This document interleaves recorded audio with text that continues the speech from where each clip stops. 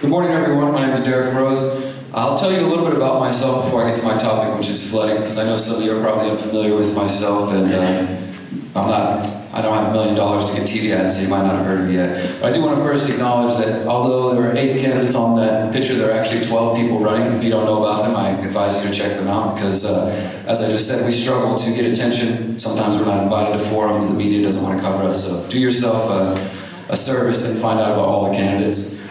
But before I get into flooding, as I said, my name is Derrick Broze. I'm 34 years old, lifelong Houstonian. I've been involved with journalism and activism for the last 10 years. I have a radio show on 90.1 KPFT every Friday, where I continue to work to expose corruption in City Hall as well as in the police department, and pretty much anyone in our city, as well as national stories and international stories.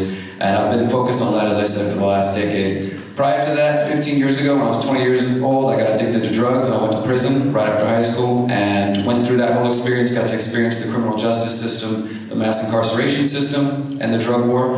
And it essentially changed my life. Not the prison system, that place is a failure, it doesn't rehabilitate anybody. But I chose to go inward, start working on my path and figuring out what I wanted to do with my life. And that's what set me on the path that I am right now, what I've been doing for the last decade. So, as I said, I've been focused on exposing corruption and studying city issues and seeing where people are falling short. It's already been mentioned about the drainage fee. That's an obvious, I think, fix when it comes to flooding.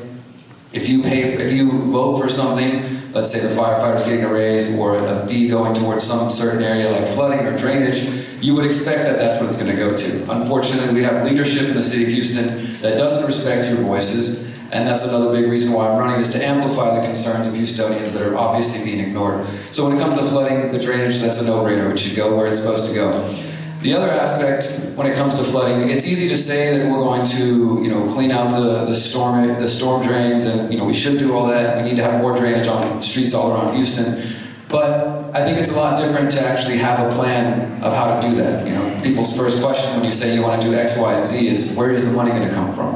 I actually have a plan that can get the money, can get the resources to come out and make this happen. And the plan is called Hemp Houston. And if you guys have a moment, I'd like to share it with you. It has to do with flooding, but it also touches on other issues that I think are important to Houstonians, including addressing the crime that we hear so often about, and as well as environmental issues. So the first step with this Hemp Houston plan, we want to, again, clean out the bayous, clean out all the waterways that extend from downtown all the way out here to the west side of Houston. There are cars, there are debris that fill up the bayous and fill up the waterways, and that contributes to the overflowing, in addition to the lack of drainage and to lack of cleaning that out. So we've come up with a really innovative plan for those who might not be aware. In the state of Texas, hemp, the cannabis plant, hemp, not the kind that gets you high, just the kind that you can use for fiber, for clothes and things like that, is now legal in Texas as of a couple months ago. It's legal for industrial farming. And Houston has a chance to be the new hub for that, to create a brand new industry around this. We already have the former coffee plant downtown on the East End is going to be converted into a hemp production plant.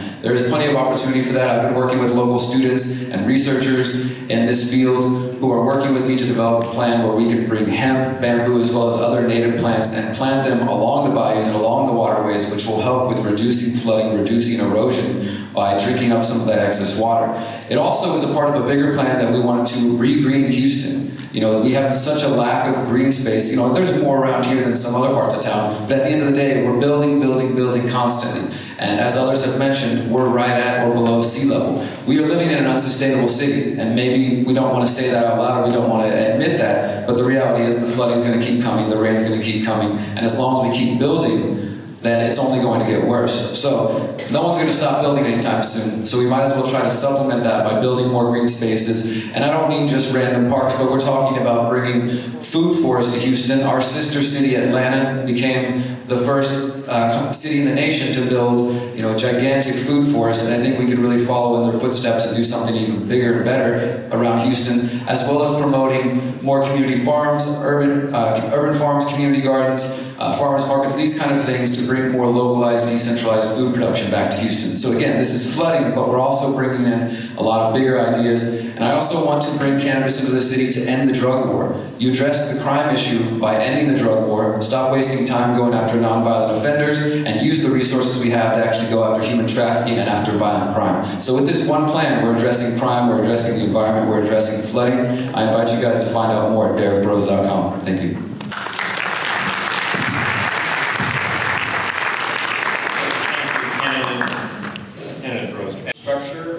this is addressed to candidate Broze. Houston roads are a mess. How would you address this and fund infrastructure improvements? Sure, thank you for the question.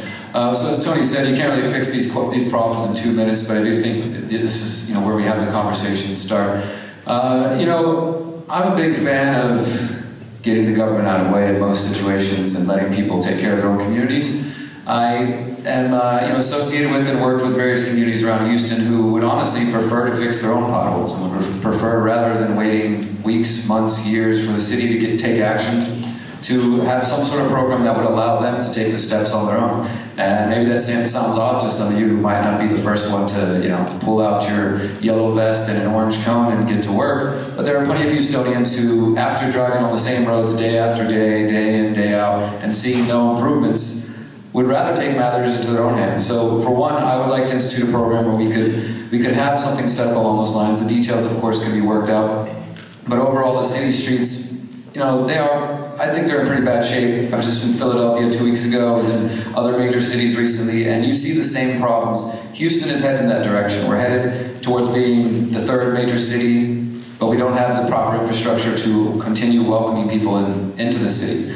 I would again say that we need to sit down with stakeholders, particularly in this community, and to hear your concerns, which main intersections you're worried about, which parts of town that you're focused on, because it's going to be different neighborhood to neighborhood. I live over right near downtown in the 5th Ward, and the people over there, maybe they've grown accustomed to the roads because they're not used to the city even caring about what's going on in their communities. So we're going to have different solutions in different neighborhoods and different parts of the city. There's no one-size-fits-all solution, and I think that applies to infrastructure as well. So I look forward to meeting with some of you and talking about your specific concerns in this area. Thank you.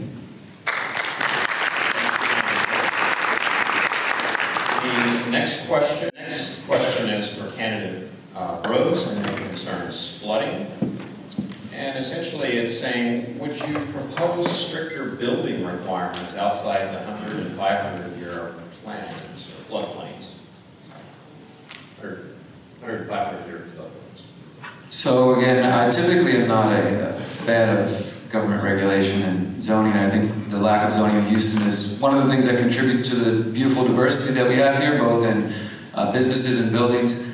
I do think, though, it would be a mistake to continue building in these 500-year plans. Last night I was speaking with some residents from the Kingwood area who are pretty pissed off at Perry Homes for building their houses in areas that they knew were going to be flooded. And I think we have this problem throughout the city where there are folks who are continuing to build businesses. They come in here, maybe they get a deal from the city, they come in as developers and they build their business or their homes and they leave. And they're not really too worried about what happens to the residents afterwards. So if we're going to be proactive, as some have mentioned, we need to be proactive, not just reactive, especially if we can continue to expect flooding, we can continue to expect rains coming in. Houston is not rising above sea level fast enough to escape that. So I think, despite my hesitance to go into the idea of zoning and starting to restrict businesses and building, I think it would be stupid otherwise not to, because otherwise we just keep complaining about the same problem. We'll be here the next election talking about the same problems.